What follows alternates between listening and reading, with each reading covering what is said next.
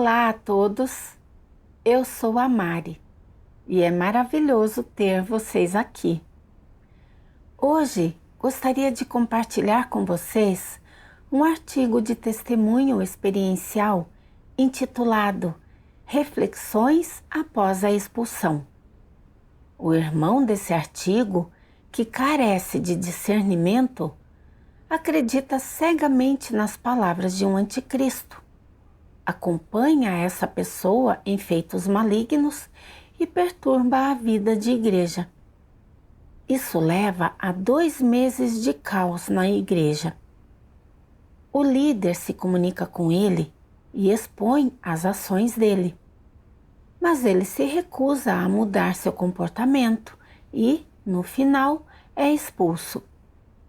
Ele sente dor e remorso extremos e começa a refletir sobre si mesmo. Por meio da leitura das palavras de Deus, o que ele passa a entender sobre si mesmo? Como ele se transforma? Vamos ouvir juntos a experiência dele. Depois de aceitar a obra de Deus Todo-Poderoso dos últimos dias, eu estava sempre divulgando o Evangelho na igreja. Mais tarde, tornei-me líder de grupo e fiquei encarregado do trabalho evangelístico de 4 ou 5 igrejas. Com trabalho duro, por um período, o trabalho evangelístico produziu alguns resultados e fiquei bastante satisfeito comigo mesmo. Principalmente alguns líderes de igreja que deparavam com dificuldades no trabalho evangelístico, buscavam minha comunhão. E os irmãos também me tinham em alta conta. Então, fiquei muito feliz, pensando: parece que entendo um bocado da verdade e tenho um pouco da verdade e realidade. Em 2013, voltei à igreja local para divulgar o Evangelho. Pensei comigo: como estive fora no último ano ou mais divulgando o Evangelho, adquiri bastante prática e passei a entender algumas verdades. Agora que estou de volta à igreja, eles certamente se concentrarão em me preparar e quando ouvirem minha comunhão, com certeza será diferente do que foi no passado. Talvez eu até seja escolhido nas eleições para ser líder de igreja. Alguns dias depois, uma líder de igreja chamada Jacim veio à minha casa. Ela disse que seu dever a estava desgastando muito e que alguns colegas disseram que ela não conseguia resolver problemas, que estava sempre meio sonolenta nas reuniões e que ela não tinha a obra do Espírito Santo e deveria se responsabilizar e pedir dispensa. Ela disse que os pregadores a haviam incentivado a fazer o mesmo. Além disso, ela fez questão de enfatizar que esses 2 pregadores já haviam sido dispensados por ela, mas nunca fizeram autorreflexão e até disseram que ela os estava reprimindo. Jacim nos perguntou como deveria vivenciar essas circunstâncias. Ao ouvi-la dizer tudo isso, fiquei com muita raiva e pensei: isso não é retaliação? Já fiz parceria com Jacim antes e ela realmente sofria e pagava um preço ao pregar o Evangelho. Às vezes, os novos crentes trabalhavam até tarde, porém ela sempre se rebelava contra sua carne e ia se reunir com eles. Ela é bastante responsável.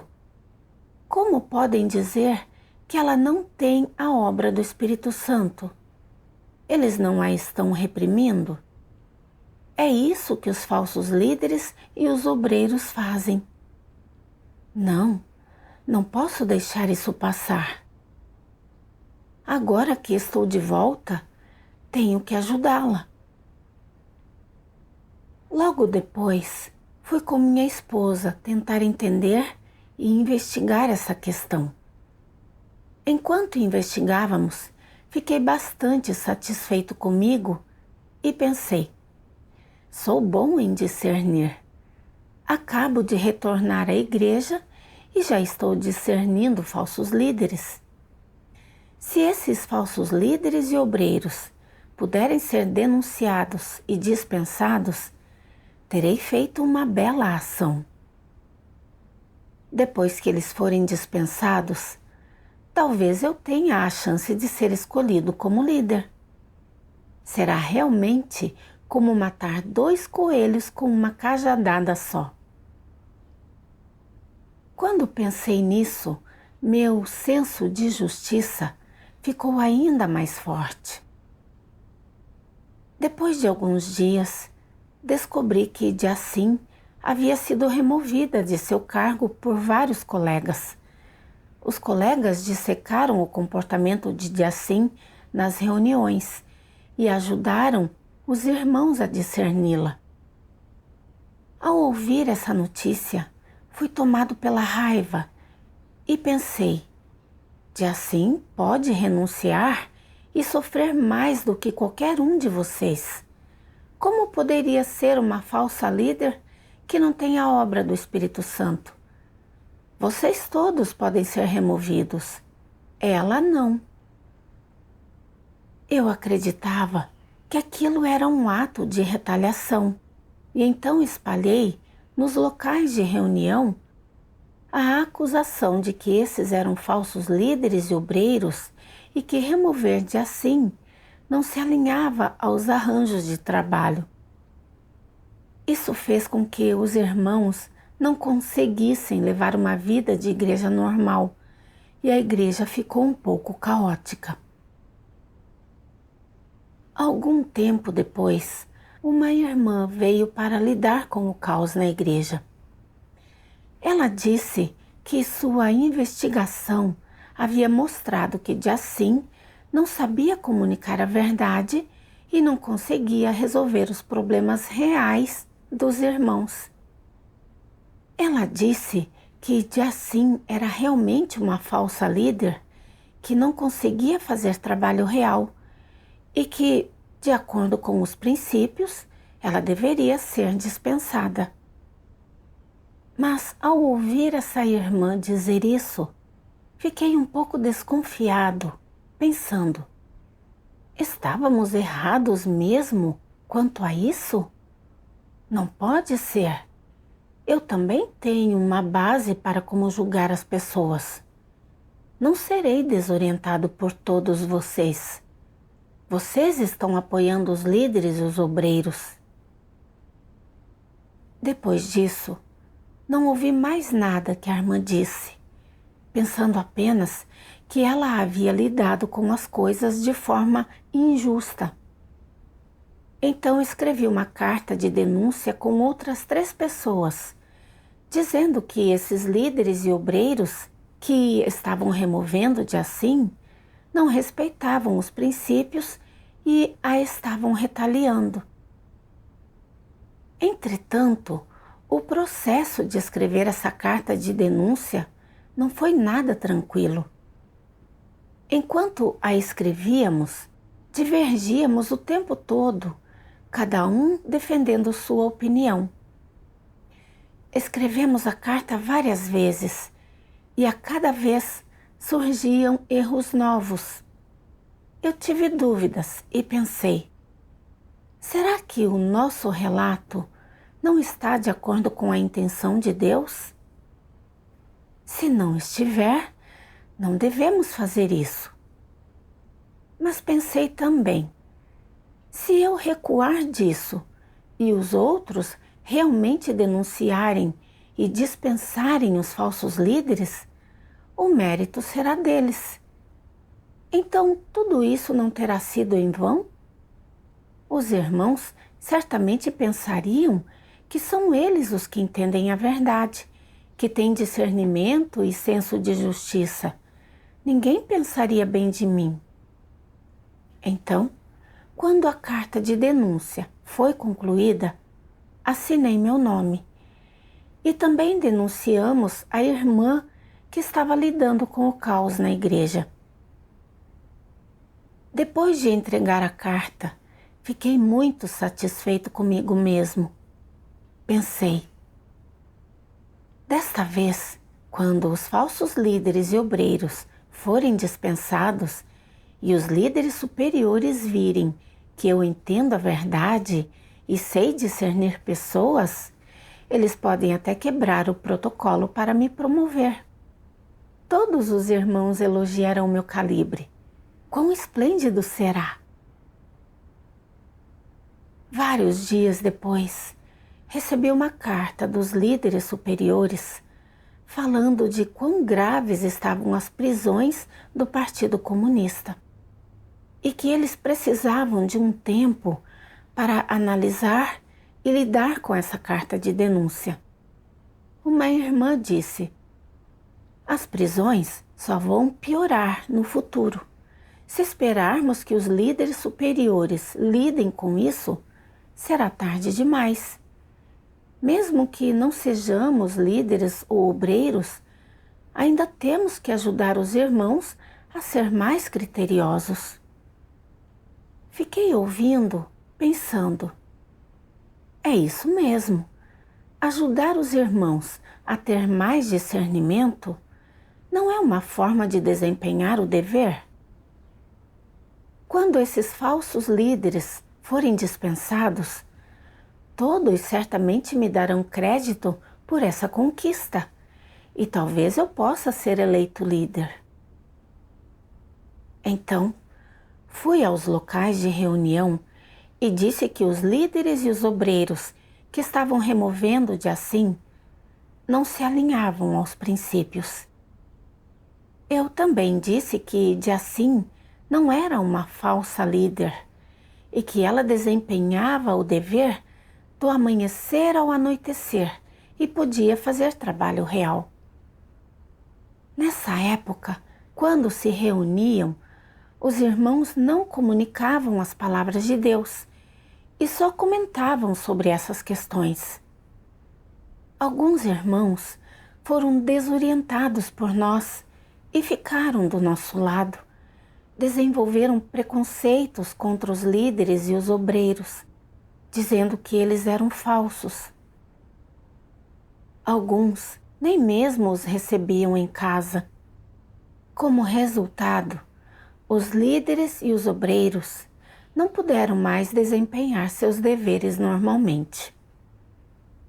Algumas pessoas com discernimento tomaram o partido dos líderes e obreiros, dizendo que estávamos perturbando a vida de igreja.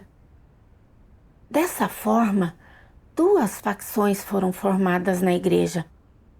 Éramos como dois exércitos lutando um contra o outro. Sempre que nos reuníamos, discutíamos essas questões e os irmãos perderam sua vida de igreja normal. O caos na igreja continuou assim por vários meses. Um dia, os líderes superiores vieram investigar e entender o conteúdo da nossa carta de denúncia. Pensei comigo, esses falsos líderes e obreiros serão dispensados, com certeza. Justamente quando eu estava feliz com as coisas, uma das líderes usou as palavras de Deus para dissecar a natureza da nossa conduta. Ela disse que estávamos formando facções, dividindo a igreja e perturbando a vida de igreja, e que, como resultado, os líderes e os obreiros não podiam trabalhar normalmente, paralisando o trabalho da igreja. Ela disse que estávamos cometendo o mal. Disse também que, como líder, Jacim não sabia como orientar os irmãos a vivenciar a obra de Deus. Em vez disso, ela sempre tentava conquistar as pessoas e espalhar sua insatisfação entre os colegas. Como poderia ela ter a obra do Espírito Santo? Ela disse que Jacim não conseguia fazer trabalho real nem resolver os problemas dos irmãos e que, por mais que parecesse se renunciar e se despender, ela era uma falsa líder e deveria ser dispensada. Era isso que se alinhava aos princípios. Quando ouvi essa irmã comunicando e dissecando o fato de Jacim ser uma falsa líder, meu coração disparou e eu pensei, o que elas estão dizendo faz sentido. Jacim foi exposta e removida por esses colegas e deveria ter refletido sobre si mesma e tentado se entender. Em vez disso, ela nos procurou várias vezes, sentindo-se injustiçada e extravasando suas queixas. Ela realmente não aceitava a verdade, nem vivenciava a obra de Deus. Eu defendi Jacim e até julguei outros líderes e obreiros perturbando a vida de igreja. A natureza disso é grave. No entanto, como eu não tinha a menor compreensão da minha conduta, na hora apenas reconheci que havia cometido um erro. No final, os líderes superiores disseram que havíamos perturbado gravemente a vida de igreja e que a natureza disso era grave. Eles arranjaram para que nos isolássemos em casa e refletíssemos.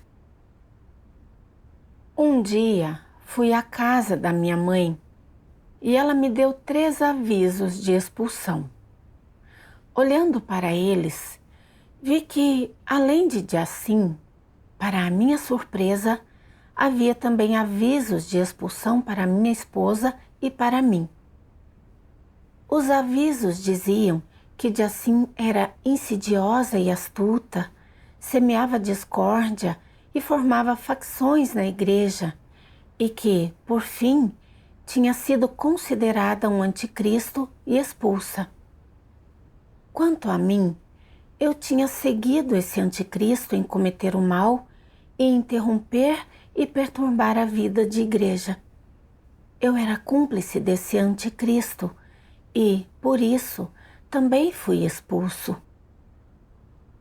Quando terminei de ler esses avisos de expulsão, eu simplesmente não conseguia acreditar no que via. Era como quando um prisioneiro vê o veredicto escrito de sua sentença de morte. Fiquei tão assustado que minhas pernas fraquejaram e eu não conseguia parar de tremer. E pensei, fui expulso? Não deveríamos estar apenas refletindo em casa? Como pudemos ser expulsos? Eu realmente cometi um grande mal dessa vez. Nesse momento, minha mente deu um branco e corri para casa para contar à minha esposa sobre a nossa expulsão. Depois de contar a ela, não consegui mais me conter. Sentei no chão e chorei. Pensei comigo, estou acabado. Agora estou realmente acabado. Minha jornada de crença em Deus chegou ao fim e nunca mais poderei voltar à igreja. Desta vez, eu realmente ofendi o caráter de Deus e talvez eu tenha que ser punido algum dia. Quando pensei nisso, foi como se o meu coração tivesse sido apunhalado com uma faca. Eu estava em extremo desespero e dor. Eu me odiei por ser capaz de fazer algo assim. Como poderia confiar cegamente nas palavras de Jacim? Não havia como compensar o grande distúrbio que eu havia causado à vida de igreja. E quanto mais eu pensava nisso, mais meu coração sofria. Todos os dias eu não tinha vontade de fazer nada. Não conseguia comer nem ter uma boa noite de sono. E, depois de um tempo, tinha perdido mais de 5 quilos. Todos os dias era como se eu estivesse esperando a morte. Eu achava que não tinha mais chance de ser salvo, que estava destinado a ser punido e ir para o inferno. Eu era como um paciente com câncer terminal, extremamente negativo e desesperado. Eu achava que ia morrer mais cedo ou mais tarde, então era melhor acabar logo com aquilo. Quando me vi no ponto de maior dor e desamparo, pensei na letra de um hino das palavras de Deus, intitulado Busque amar a Deus, não importa quão grande seja seu sofrimento. Hoje, a maioria das pessoas não tem esse conhecimento. Elas acreditam que o sofrimento é sem valor, são renunciadas pelo mundo, que sua vida familiar tem problemas, que não são amadas por Deus e sua perspectiva é sombria. O sofrimento de algumas pessoas chega ao extremo e seus pensamentos se voltam para a morte. Isso não é verdadeiro amor por Deus. Tais pessoas são covardes, não têm perseverança, são covardes e impotentes. Ouvi esse hino várias vezes. Parecia que Deus estava usando esse hino para me dizer que Ele não queria que eu fosse tão fraco e impotente, que Ele não queria que eu perdesse minha fé nele. Eu tinha feito tanto mal e já era alguém que havia sido expulso e estava destinado a ser punido no futuro. Mas Deus ainda me iluminou e me orientou a pensar nesse hino, não me deixando afundar ainda mais na negatividade. Fiquei extremamente comovido com isso e uma ponta de esperança surgiu no meu coração com um pouco de força. Mais tarde, li mais palavras de Deus que diziam: Para seguir o Deus prático, precisamos ter esta determinação. Não importa quão grandes sejam os ambientes que encontramos, nem que tipo de dificuldades enfrentemos, e não importa quão fracos ou negativos sejamos, não podemos perder a fé em nossa mudança de caráter, nem nas palavras que Deus proferiu. Deus fez uma promessa à humanidade, e isso exige que as pessoas tenham determinação, fé e perseverança para suportar. Deus não gosta de covardes. Ele gosta de pessoas determinadas. Mesmo que você tenha revelado muita corrupção, mesmo que tenha seguido a senda errada muitas vezes, ou cometido muitas transgressões, reclamado de Deus, ou resistido a Deus dentro da religião, ou abrigado blasfêmia contra Ele no coração, e assim por diante. Deus não olha para tudo isso. Deus só vê se alguém busca a verdade e se ele poderá mudar um dia. Vi que Deus não gostava de covardes. Ele gostava de pessoas decididas. Embora eu tivesse sido expulso por cometer um mal tão grande, o que Deus considerava importante era se eu podia ou não mudar. Se eu mudasse, mesmo que eu morresse e fosse punido no final, valeria a pena.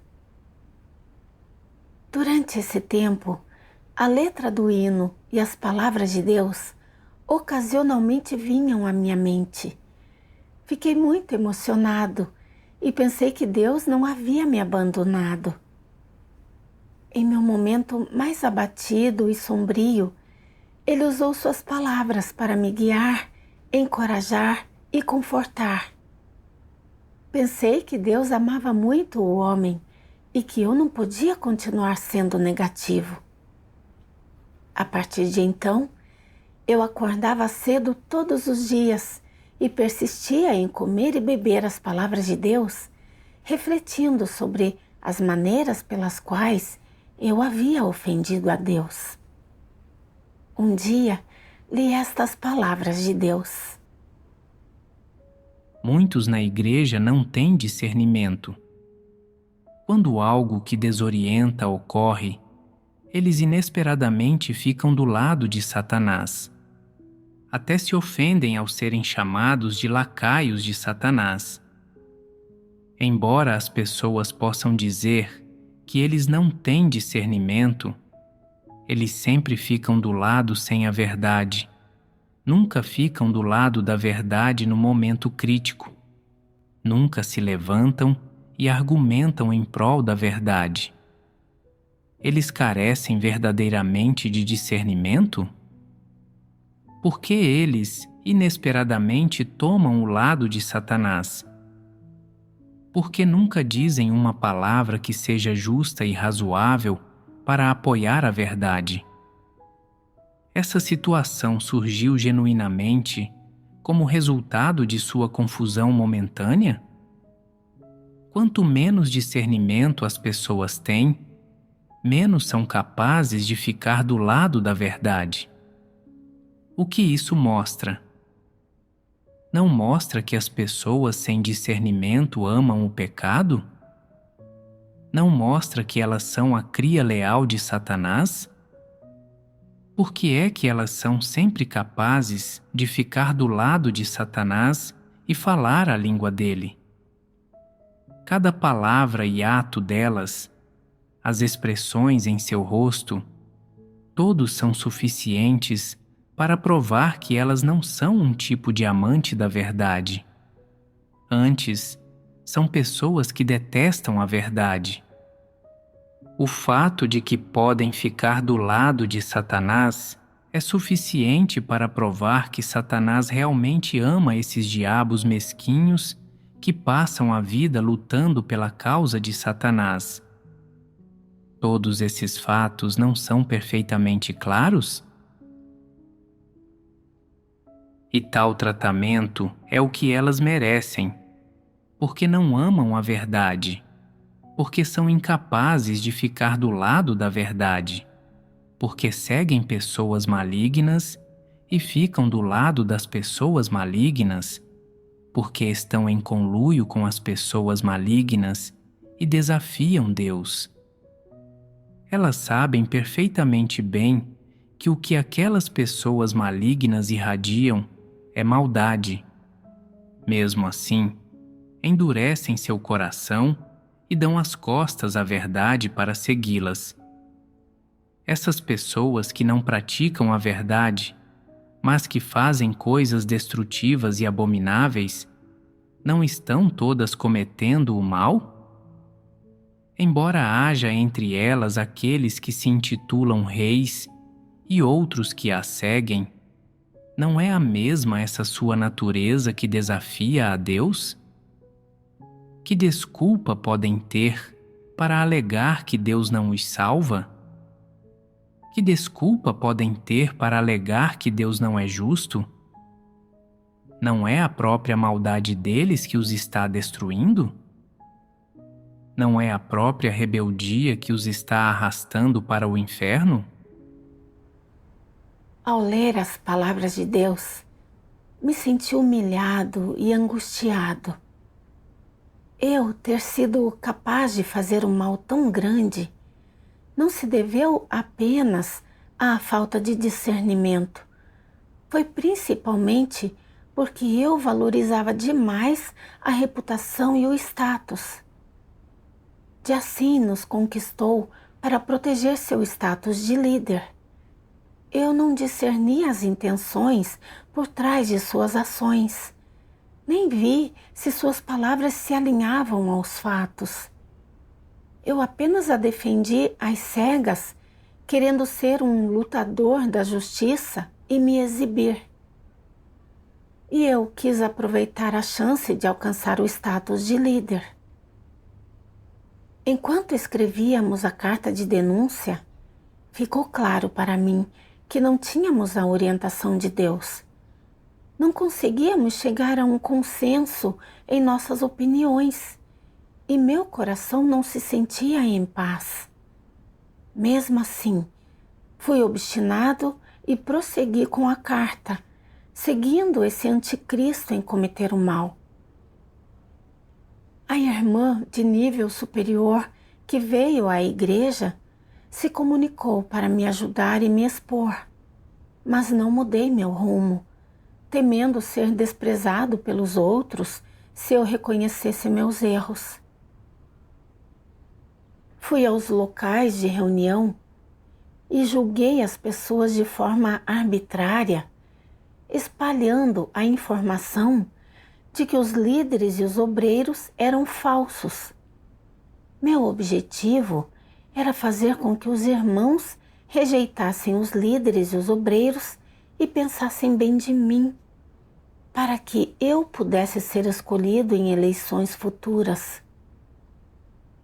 Por causa dessas perturbações, os irmãos não conseguiam se reunir e comer e beber as palavras de Deus normalmente. Metade dos irmãos da igreja foi desorientada por nós e, juntos, ficamos contra os líderes e os obreiros. Deus queria que os irmãos pudessem se reunir e comunicar suas palavras normalmente e desempenhar bem seus deveres como um só. Quando Deus estava construindo a igreja, Satanás quis acabar com sua obra. Enquanto isso, eu estava desempenhando o papel de servo e cúmplice de Satanás, interrompendo e perturbando o trabalho da igreja. Ao ter essas manifestações, eu não estava apenas tomando o lado errado por uma falta momentânea de discernimento. Minha natureza era a mesma de Jacim. Nós dois gostávamos demais de reputação e status. Para obter status, criamos desordem na igreja. E eu fui expulso porque buscava status em vez de buscar a verdade.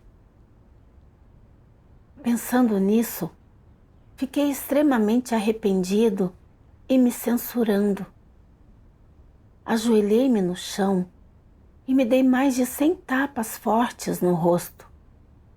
Eu queria me punir cruelmente para guardar essa lição na memória. Além disso, orei a Deus. Deus, eu cometi o mal. Busquei status e perturbei o trabalho da igreja. Eu estou disposto a me arrepender, a autorrefletir adequadamente e a tentar entender minhas más ações.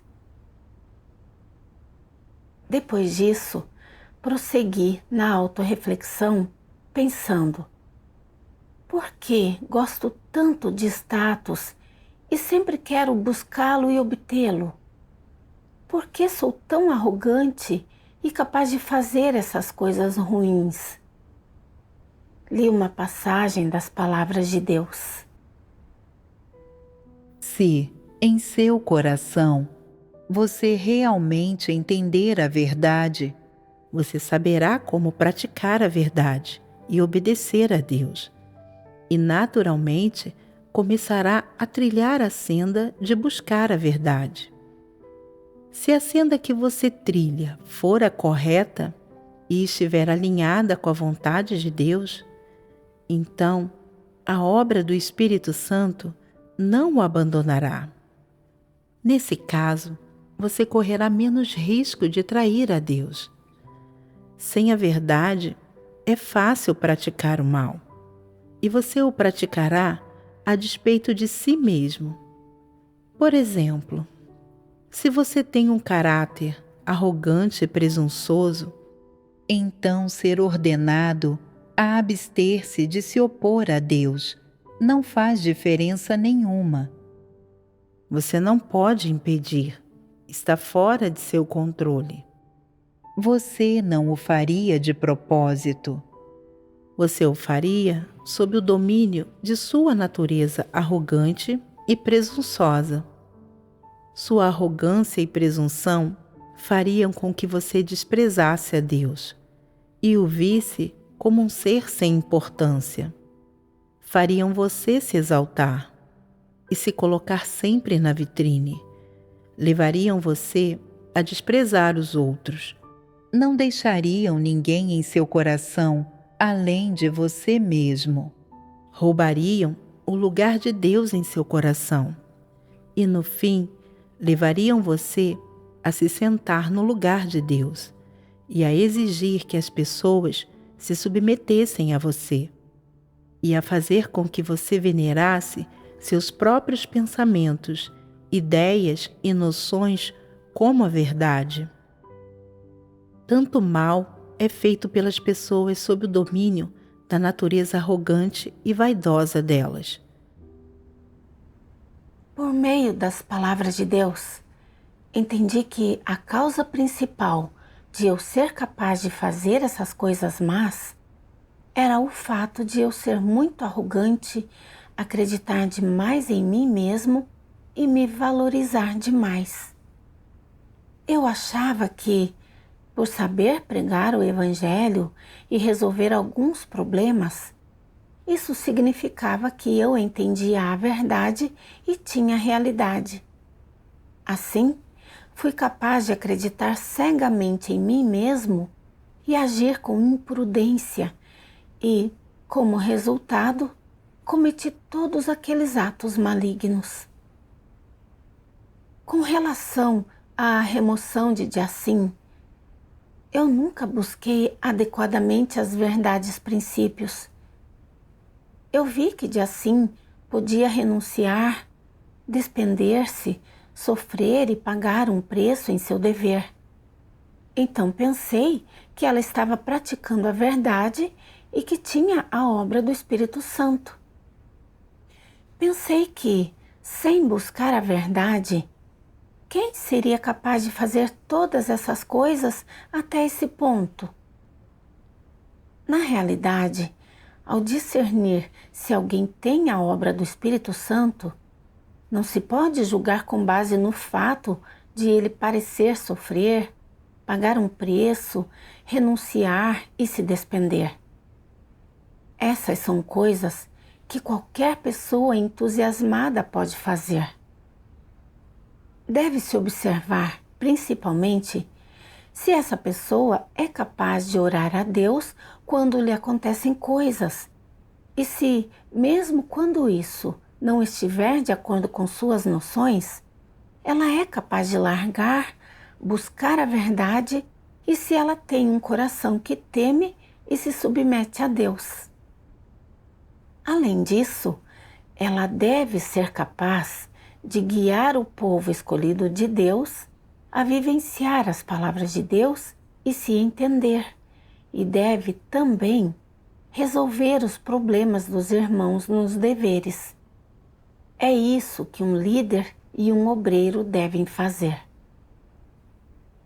Jacim era incapaz de fazer trabalho de líder, e menos ainda de ter a obra do Espírito Santo. Quando expuseram os problemas dela, ela não aceitou e até reclamou de injustiças que percebeu e nos desorientou. Intencionalmente, ela espalhou entre nós a informação de que as denúncias feitas contra ela eram falsas, convencendo-nos para que a defendêssemos. Fomos desorientados por ela e contamos ao pessoal na igreja que os líderes e os obreiros a estavam reprimindo, o que fez com que a igreja se dividisse em facções e mergulhasse em caos. De assim renunciou a si mesma e se despendeu um pouco, mas de modo algum buscou a verdade quando os problemas lhe aconteceram, nem refletiu, nem tentou se entender. Para proteger seu status, ela causou interrupções e perturbações e detonou o trabalho da igreja. Ela se despendeu e sofreu, mas foi tudo para salvaguardar e satisfazer seu desejo pessoal de status. Assim que alguém lhe tocava o status, ela cometia atos malignos como formar facções e semear a discórdia. Sua natureza era a de odiar a verdade. Ela era um anticristo astuto, enganador, insidioso e cruel. Eu não tinha o menor discernimento. Eu segui de assim em cometer o mal e julguei os líderes e os obreiros durante as reuniões. E como resultado, os irmãos foram desorientados e ficaram do meu lado, excluindo os líderes e os obreiros. Isso causou perturbações sérias à vida da igreja. Eu tinha cometido um mal tão grande, mas ainda achava que tinha senso de justiça. Fiquei mesmo tão confuso e arrogante que perdi toda a razão. Se entendesse um pouco da verdade e tivesse um coração temente a Deus, eu não teria cometido um mal tão grande. Eu vi que me faltava muita coisa e que o meu caráter era arrogante demais. Eu precisava muito do castigo e da disciplina de Deus para me purificar e mudar. Mais tarde, li mais das palavras de Deus. Antes de enviar a sua raiva, Deus já percebeu a essência de toda a questão de forma bastante clara e completa, e ele já formulou definições e conclusões precisas e claras. Assim, o objetivo de Deus em tudo que ele faz é cristalino, assim como a sua atitude. Ele não é confuso, cego, impulsivo ou descuidado, e certamente não é sem princípios. Esse é o aspecto prático da ira de Deus, e é por causa desse aspecto prático da ira de Deus que a humanidade atingiu sua existência normal. Sem a ira de Deus, a humanidade desceria a condições anormais de vida, e todas as coisas justas, belas e boas seriam destruídas e deixariam de existir. Sem a ira de Deus, as leis e as regras de existência para os seres criados seriam violadas ou até completamente subvertidas. Desde a criação do homem, Deus tem usado continuamente o seu caráter justo para salvaguardar e suster a existência normal da humanidade.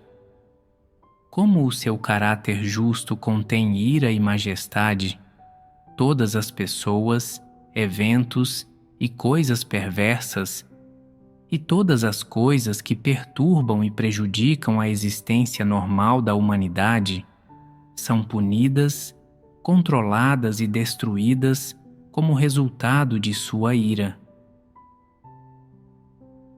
Deus é possuidor desse tipo de caráter justo, porque ele detesta a malícia, as trevas, a rebeldia e os atos perversos de Satanás, corrompendo e devorando a humanidade. Porque ele detesta todos os atos pecaminosos em oposição a ele, e por causa de sua essência santa e imaculada. É por causa disso que ele não suportará que qualquer dos seres criados ou não criados se oponha a ele ou o conteste abertamente. Até um indivíduo a quem ele alguma vez tenha mostrado misericórdia ou a quem ele tenha escolhido, só precisa provocar o seu caráter e transgredir os seus princípios de paciência e tolerância para que ele desencadeie e revele o seu caráter justo, que não tolera ofensa sem a menor ponta de misericórdia ou hesitação. Por meio das palavras de Deus, entendi que o caráter justo de Deus não deve ser ofendido pelo homem. Deus tem princípios para condenar e eliminar alguém. Não se trata de um impulso momentâneo ou algo feito de qualquer jeito. Antes, isso é feito quando ele percebe a essência de alguém. Durante o tempo em que eu estava cometendo o mal, os irmãos me aconselharam várias vezes e pediram que eu refletisse sobre mim mesmo e não causasse interrupções e perturbações. Entretanto, eu não aceitei isso, e sempre que a comunhão de alguém não se alinhava aos meus pontos de vista, eu me opunha a ele, o que fez com que minhas maldades fossem cada vez mais graves. Desde minha desobediência inicial até causar uma perturbação mais tarde e, finalmente, dividir a igreja, cada um desses atos malignos era evidência da minha arrogância e presunção, minha aversão e ódio à verdade. Eu fui tão arrogante e intransigente, não aceitei a verdade enquanto não fui expulso. Deus já havia me dado várias chances de me arrepender, mas eu rejeitei todas. Se a igreja não tivesse me expulsado, nem a fúria de Deus, nem o caos da igreja teriam diminuído. Pensei em como, antes de Deus destruir Sodoma, ele advertiu o povo da cidade várias vezes de que eles deviam se arrepender, mas eles teimaram em antagonizá-lo e não demonstraram o menor arrependimento. No final, Deus liberou sua ira sobre Sodoma e destruiu a cidade.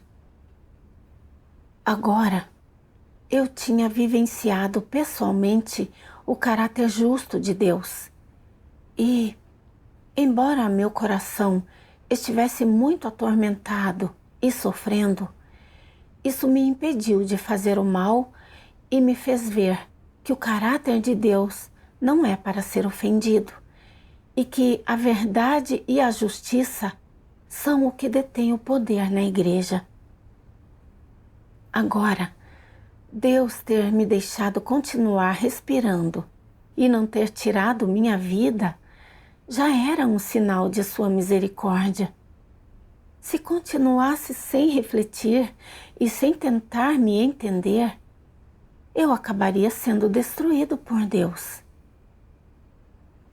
Fui para diante de Deus e orei a Ele. Deus, eu cometi o mal e ofendi teu caráter. O fato de eu ter sido expulso é tua justiça. Minhas transgressões passadas não podem ser compensadas.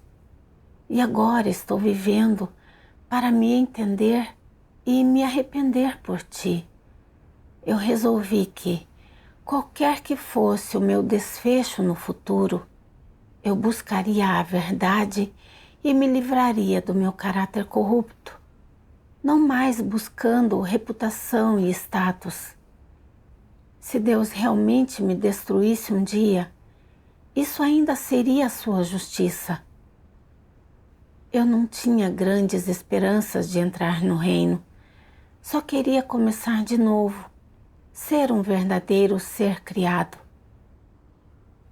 Orei a Deus em meu coração, dizendo que, se Ele me desse mais uma chance, eu estava disposto a ser um dos menores seguidores na igreja. Estava disposto a desempenhar qualquer dever que me fosse designado. Para mim, bastava fazer algo para a casa de Deus. Mais tarde, a igreja me encontrou e me fez ajudar os irmãos a comprar mercadorias. Eu me senti muito honrado. Um dia, em abril de 2016, um líder foi à minha casa e me disse: "Você foi aceito na igreja novamente", e a maioria dos irmãos concordou com essa decisão. Na hora, fiquei tão emocionado que não soube o que dizer. Depois que o líder saiu, não consegui conter as lágrimas. Em meu coração, fiquei agradecendo e louvando a Deus sem parar. Eu orei a Deus: "Deus, eu não esperava que tu me darias a chance de voltar à igreja. Obrigado por estares ao meu lado, por me iluminares e me guiares para eu me entender. Deus, estou disposto a valorizar esta oportunidade e garanto que não mais cometerei o mal nem causarei perturbações.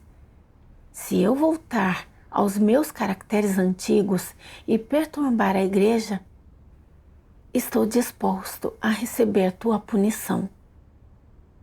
Depois de retornar à igreja, logo comecei a desempenhar meu dever. Certa vez, o líder de igreja me procurou e arranjou que eu desempenhasse um dever de anfitrião. Pensei comigo: como ele pôde me fazer desempenhar esse dever? Esse não é um dever para pessoas que estão envelhecendo?